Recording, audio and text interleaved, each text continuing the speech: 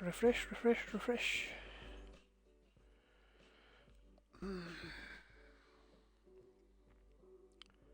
There we go. Says I'm not online. I am clearly online. I am streaming. Come on, dude.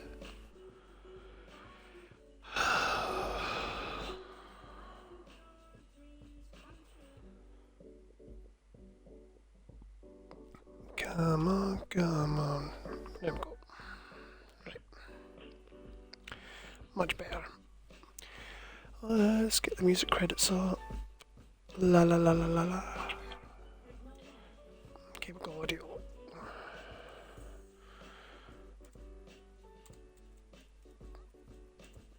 I know it's not the rock playlist I was listening to last stream, but I do like Matt's playlist for housing tours.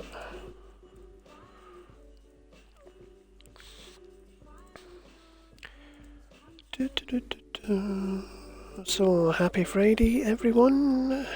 It's me, Dave the Dimented. Going to do a wee bit of a housing tour for one of my friends on not only Cottages and Courtyards, but he's also in my social guild. So, well, not my social guild, it's my guild I'm in that is for social purposes. So, you know.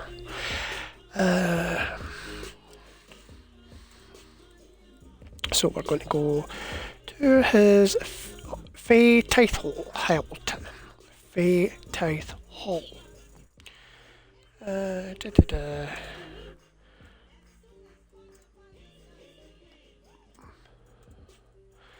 It's Friday. It is almost 6 o'clock in the evening. At least in the UK, I hope everybody's had a nice quiet day and they're ready for their weekend, which over here happens to be a long weekend. Because the 3rd of May is May Day, and it's going to get the May Day holiday.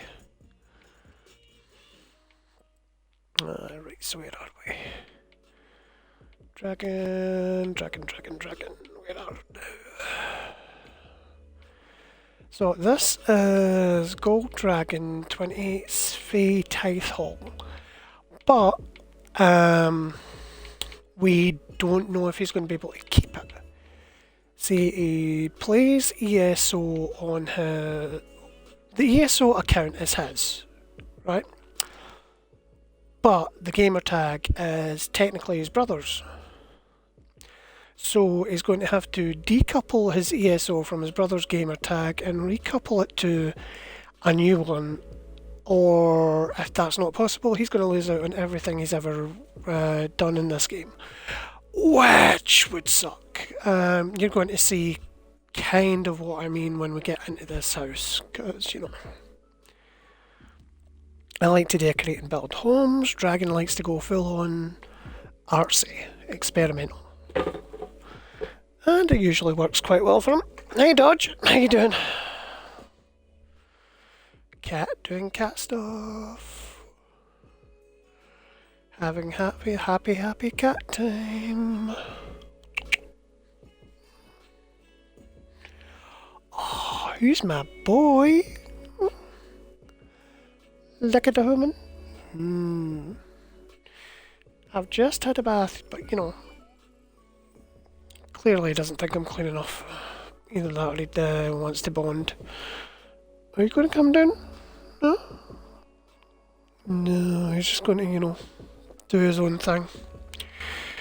Right, okay, so this place is where the Seelie and Unseelie Fae come to trade their the souls of mortals they've like bamboozled and other stuff like shinies. So first we're going to get rid of Gretchen, cause we love you baby, but you do tend to get in the way.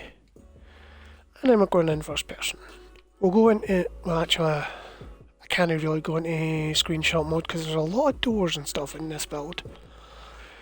Now, so here's the lobby, and this is kind of the trading section. Like you throw down what you've got to trade. This is for like the Seelie and Unseelie minions. not the like nobles of the courts. The fennec fox is sort of a guardian, familiar representative of the Seelie Fae, and the Unseelie Fae have this wicker fright beingkin going on. Because they tend to be more traditionally represented as darker in nature. Over here we've got our little crafting nook, which is very well lit. We always like a well lit nook. Outfit station here. Personally I buy the dye stations because these things are expensive and just look fancier than the dye stations. Tithe and Nazemi and the rest of the stations here. And this is a lovely little antechamber. But we go outside and this is where things start getting really interesting.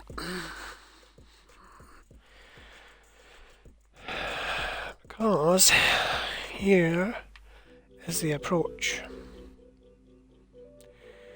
He completely resurfaced this area all the way up to the door with the Vardenfell volcanic rocks, and then used these glowy plants which he bought so many of from the luxury vendor. I believe these are luxury purchases.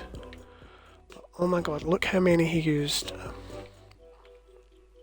And here we have a small seating area for, you know, those rather intimate bargaining occasions. And he sealed off the buildable area with hedges because I mentioned that if he doesn't want people looking around outside of his stated build, he needs to make sure it's well sealed.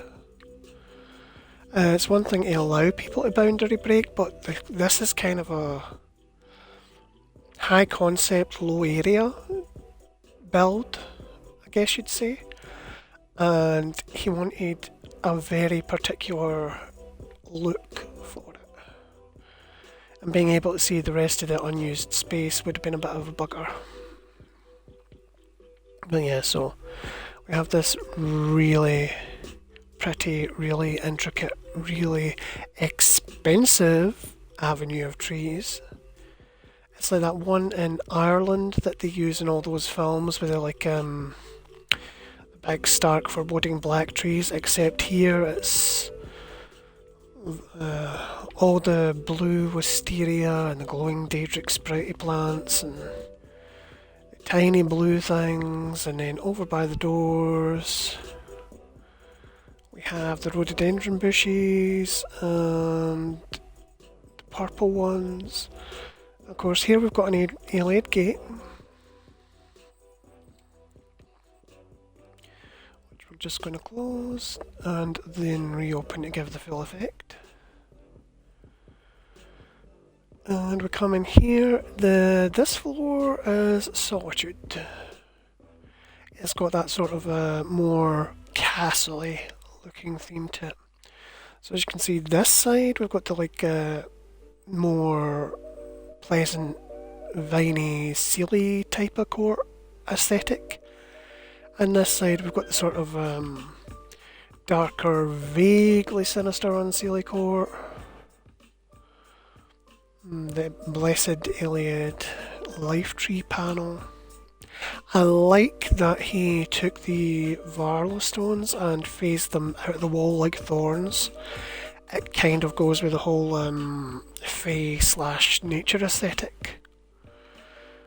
On that side you can see there's the throne of the Irvin King that some particularly cunning fae managed to steal. And over here there's one of the Tilvani paintings. I don't think I've ever managed to get one of them in that size. I have about 3 of the smaller ones, but not that. Then go through here, and he's used the Markarth double doors. Can't blame him. And this is the food hall area. We'll come back to the chandelier in a minute. And over here we've got the colander stones sticking out. More kind of stony, thorny things. Got a transition of using the allen ore walls to separate the kitchen, which I like because the white makes the light scatter a bit more. We've got plenty of cabinetry here, and more of the things. The Bane can, I am not sure whether we should have Daedra in the kitchen. Is it house trained? I certainly hope so. Here's Bureau Door. I don't know what he's doing, if he's like taking inventory or just, you know, pretending to take inventory so he can steal sweet rolls and carve chunks of the shivering cheese. You've got food in preparation and the yummy, yummy fruits. And a well, because you need trusted trusted supply of drinking water.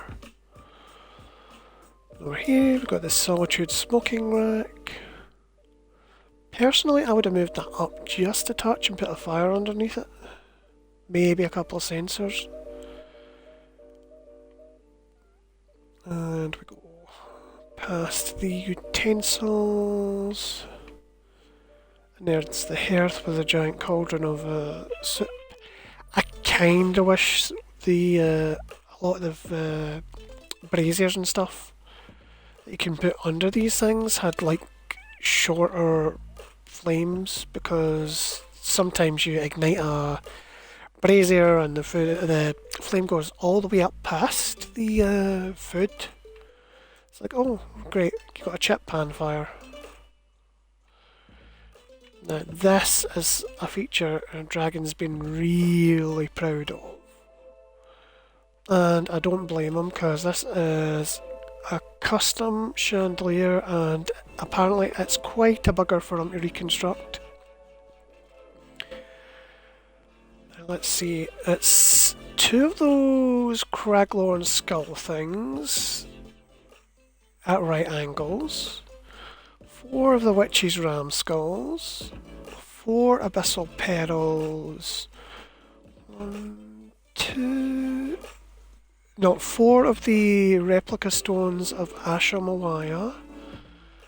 Did I miss anything? I said the crystal clusters, didn't I? I would not have had the patience for that. Phasing stuff is something I can do, but I don't particularly enjoy it unless it's like structural work that needs to be done. So yeah, that's the food hall. And we go round this way. Another Alien Blessed Light panel. Life tree. Light. Honestly, Dave, get yourself together. And then we head on up to the second floor.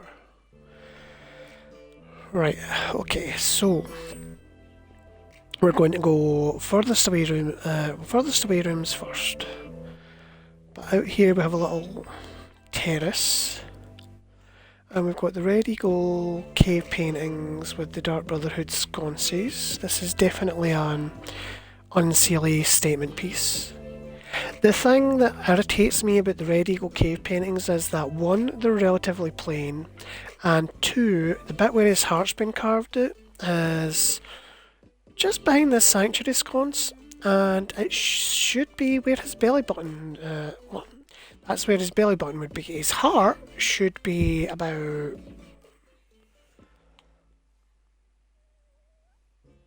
there-ish. But yes, I'm impossibly picky, as we know. Then we've got another alien life tree panel.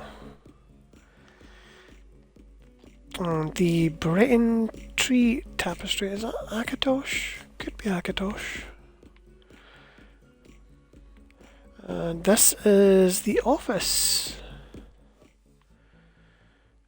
Now, the backstory is that the painting here is, well, it's here because Rada Al-Saran Cannabis. That he was the dude in charge of this place before there was a hostile takeover by the Fae, and they murdered his ass. So, this is kind of a memento of their victory over him. Down here we've got a little snack table. Now we've got the big Eleanor bookshelf here, and some books. And the clockwork thingy. I know the name for it, I just can't remember it. And over here we've got some drawers and some clutter items, and then the big desk. I like the big desk because he took my advice and he phased things into the desktop rather than into the floor. Well, apart from this shelving unit. Mostly because having all those like roots sticking down out at the bottom was a bit weird looking. Not to mention you lost that entire bottom shelf if you phased it at floor level. I'm like, more storage, more storage. So here we've got magical gewgaws of various different stuff. Did he? He didn't put anything in the coffer. No surprises. I like surprises. And he's got the decorative hollowjack skulls and a varla stone for a light source, and that poor Argonian skull with the like decaying leather strips. I do like the phasing work with these scrolls. Those are not easy things to work with. Okay, so that's the office. We're going to go ahead into the living quarters. And they've stolen an Ord burial stone. So in here it's all very Telvanni, which he's using as like an analogue for Fae furnishings. Got a nice filled up bath here with the glowing light flowers. Not just to add some light, but I imagine they add some kind of scent to them as well. Could probably have used the Blanketsy rose petals, but I don't know if you can buy them in the housing editor right now, since the DeBella furnishing package isn't. Well, no DeBella, the Hardy furnishing package isn't live. So got an outfit station here, and another painting there, and of course the big Telvanni bed. I do like the phasing he did with the nightstand. You see that there's 4 of them, but you can't see any flickering with the phasing between them. And it kind of works like they've all grown together. I like it. It's very nice. Okay, so here we go to the negotiation chamber. We've got the Akadosh chancel doors, doing another light and ice and fire dichotomy. Right, so this section is where the Sealy Fae representatives sit. Because you know, it's pretty, it's kind of light-sided. Done some really nice work with the celestial altars and the meditation gardens, and you can sit in the branch of Valinesti even though it's got a really weird interaction point.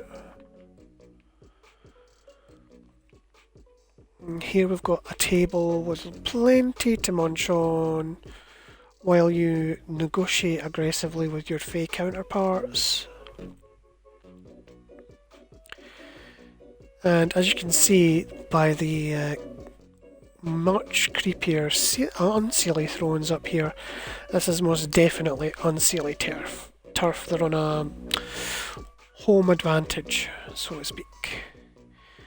These thrones with the skulls are placeholder thrones for any of the unseelie bigwigs who can't make it in person. They just view it through the holojack skulls. And I kind of love what he did with the throne. So it's the evil unseelie branch of Valaneste. Yeah, we've got food and we've got like witch pikes and the vampire stained glass and the Daedric doorway all like intricately phased into one another to, suggest evil and creepy. And then there's the Nedic orb just for a touch of contrast. Can I get you? No, come on. Right, there we go. And again, this one's fully settable. Oh, hello.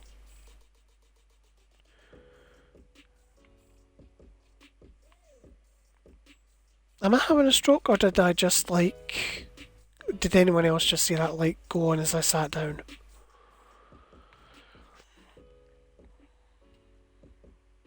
No, right. Do we have the... Oh, right, they're all supposed to be off. Right. He got so many of these. If those Seals of Endeavour things have a good turn-in rate, I am going to go mad with every Crown Crate furnishing I can get my hands on. So yes, this is the throne room with the negotiation table, and you bargain for your yearly tithes of souls and stuff.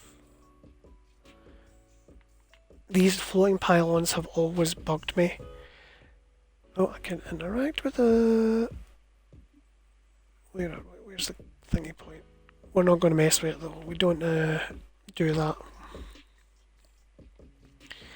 So yes, this has been GoldDragon's Unseelie Fae Tithe Hall, where both courts of the Fae meet to determine the yearly tithes and trade the souls of mortals and all that fun stuff that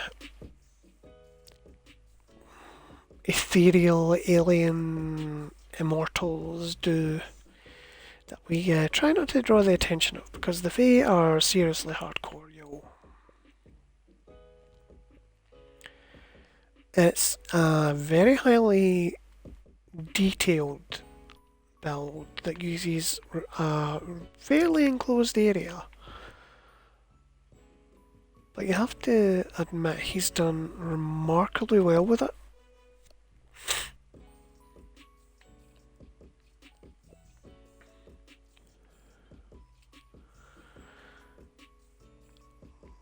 Plenty of detail, plenty of lighting, there's a reason for everything here.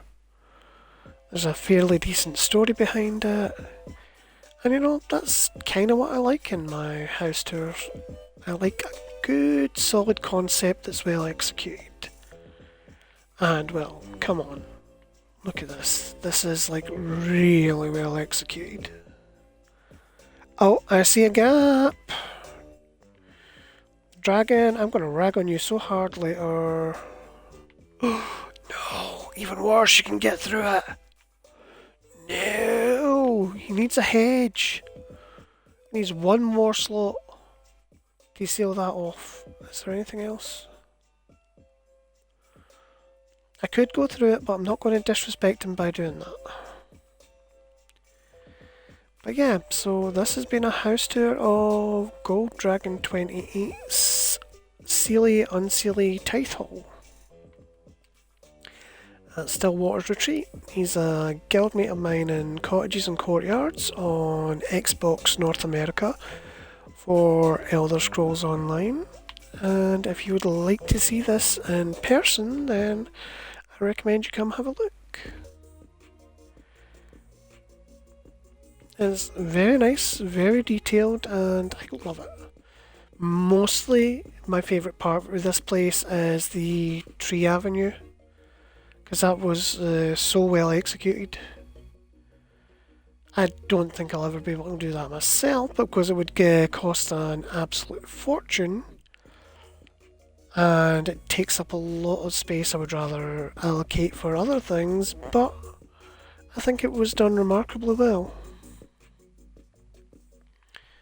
Right, so I'm going to stop the stream here because we got stuff to do, and I don't imagine it's going to be particularly interesting for anyone else to watch. So we're going to stop now, and I'll catch you guys later. I hope you enjoyed this little house tour.